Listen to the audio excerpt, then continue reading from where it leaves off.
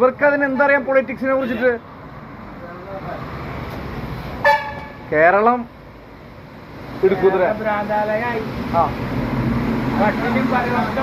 ഒരു കിലോ പയറിന് 138 റുപ്യ, പാവപ്പെട്ടവർക്ക് 500 റുപ്യ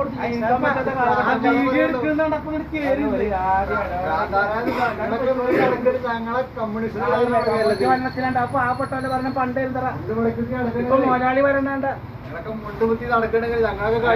ഇപ്പൊ മുതലാളിത്ത വരണ നടക്കണത് വെറും അഴിമതി.